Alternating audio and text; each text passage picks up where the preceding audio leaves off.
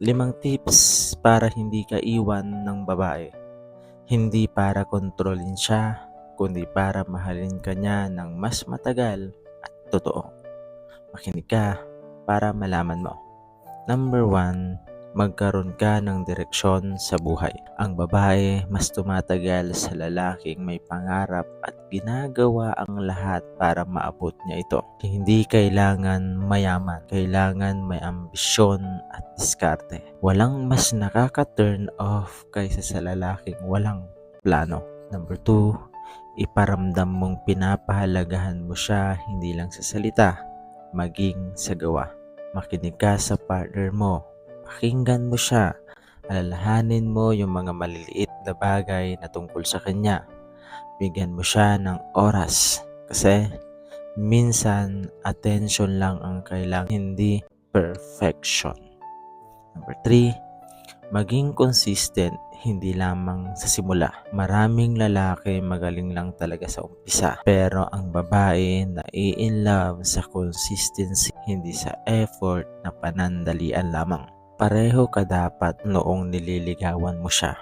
Ganon pa rin dapat noong naging kayo na. Number 4, respeto mo siya at ang relasyon ninyo. Iwasan mong mambabae. Iwasan ang pagsisinungaling, iwasan ang pambabastos. Dahil kapag nasira ang respeto, kahit mahal ka pa ng babae, mapapagod din siya sa'yo. Number 5, huwag mong pababayaan ang sarili mo. Mag-improve ka sa ugali mo, sa mindset mo sa buhay. Ang isang babae kasi hindi lang naghahanap ng taong mamahalin niya. Naghahanap din siya ng lalaking proud siya. Tandaan mo, hindi mo hawak kung iiwan ka niya, pero hawak mo kung magiging lalaking pagsisisihan ka niya kapag iiwan ka. Tandaan mo yan. God bless. 6 signs na mahal ka talaga ng girlfriend mo. Hindi mo lang ito basta malalaman sa salita. Makikita mo to sa araw-araw, kaya makinig ka para malaman mo. Number 1, pinipili ka niya kahit walang audience. Hindi lang malambing kapag may tao. Hindi lang nag-e-effort kapag may nakatingin. Consistent siya kahit kayong dalawa lang. Number 2, may respeto kahit galit siya. Oo, pwede kayong mag-away pero hindi ka niya dinudurog. Hindi ka minamaliit at hindi ka ginagawang kasangkapan lamang. At hindi ka niya tinuturing na kaaway. Kapag mahal ka, hindi ka niya sinasaktan para lamang manalo siya.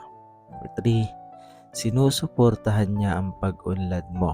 Hindi ka niya kinukontrol. Hindi siya threatened sa mga pangarap mo. Hindi siya selos sa mga progress mo. Proud siya kasi mas umaangat ka sa buhay. Number 4, hindi ka niya binibigyan ng dahilan para magduda. Walang itinatago, walang double life, tahimik ang isip mo kahit wala siya sa tabi mo. Hindi ka nag-overthink kasi hindi siya gumagawa ng mga bagay na alam niyang masasaktan ka. Number 5, kasama ka sa future niya, hindi lamang sa present. May plano, may direksyon, hindi ka placeholder, hindi ka niya ginagawang option. Number 6, i-follow mo ako para talagang malaman mo na kapag mahal ka talaga ng babae, hindi mo kailangang hulaan ang mga bagay-bagay. Mararamdaman mo iyan sa peace, hindi sa anxiety. Kaya matuto kang pumili ng taong sigurado sa'yo, hindi yung pagdududahan mo pa siya sa lahat ng kanyang ginagawa. Tandaan mo yan. God bless. 6 signs na hindi kayo para sa isa't isa. Hindi lahat ng nagtatagal ay meant to last. Minsan, natatakot lang kayong umalis sa inyong relasyon na pinanghahawakan.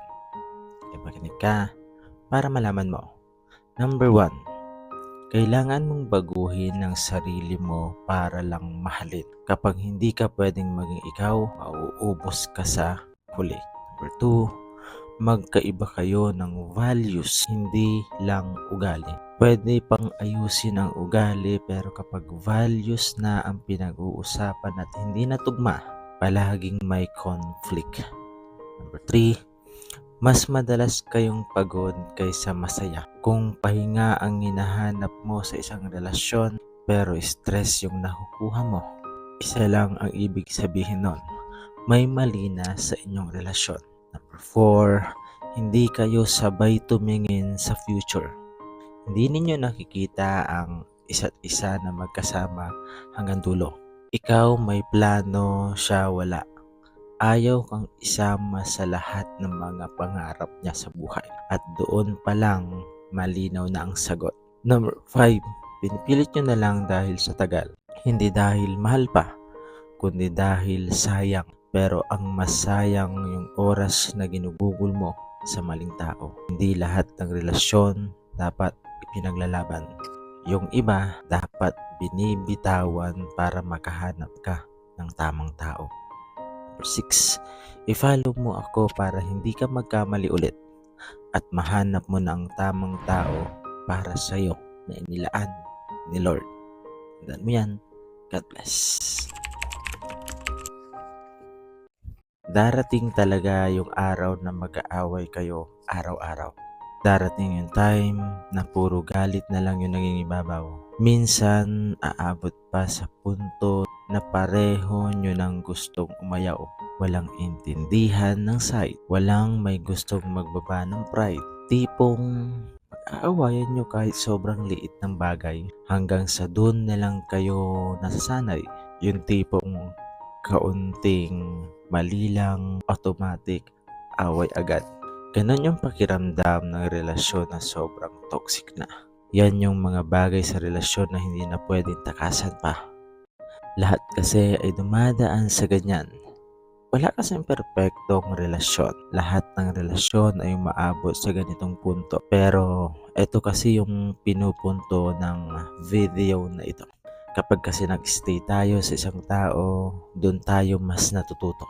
Hindi mo ba napapansin na kahit palagi kayong magkaaway ng partner mo ay kayo pa rin? Normal lang naman kasi kung tutuusin. Malaking tulong ba talaga yung hiwalayan o kailangan mo lang talagang lawakan ang iyong pang-unawa at intindihin yung partner mo? Kapag ba nakakilala ka ng iba, hindi mo ba mararanasan yung boring stage, yung pagod, yung away? It means na kahit sino pang maging jowa mo, maging asawa mo, aabot at aabot kayo sa punto na palagi na lang kayong magtatalo. Kaya kung sino ang sumuko, siya ang talo. Iniisip kasi nila na hindi nila mararanasan yung away bate sa ibang tao kapag naghanap sila ng bago. Kaya sana maintindihan mo o ninyo na hindi solusyon ang pagsuko kapag hindi nyo na maintindihan yung partner nyo. Hindi na tayo mga bata. Huwag na nating gawing solusyon sa problema ang pakikipaghiwalay. Tandaan nyo, walang relasyon na walang away. Kaya huwag kang susuko. Hindi lang siya cheater, sinungaling pa siya. Sobrang hirap kapag mayroon kang partner na ganitong klaseng tao. Yung tipong alam mo sa simula pa lang, mauubos ka na at hindi ka uunlad. Madudurog ka at mauwasak kasi wala sa kanya ang pupuno ng bawat pagkukulang na hinahanap mo. Alam mo yung pinagkakatiwalaan ka ng taong mahal ka, sinaktan mo na nga, pinabaligtad mo pa yung katotohanan. Hindi mo naiintindihan, no? Hindi ka lang nagwawasak ng isang relasyon kapag ganon. Pinapahamak mo rin ang sarili mo dahil hindi ka marunong tumindig sa tama. Kung hindi mo kayang maging tapat, huwag ka munang magmahal ng isang tao dahil ang pagmamahal na sinamahan ng kasinungalingan, hindi kailanman ito magtatagal. Cheating is not love. Ang cheating ay takot sa sariling multo at kawalan ng respeto sa isang tao at sa sarili mo. Tandaan mo yan. God bless.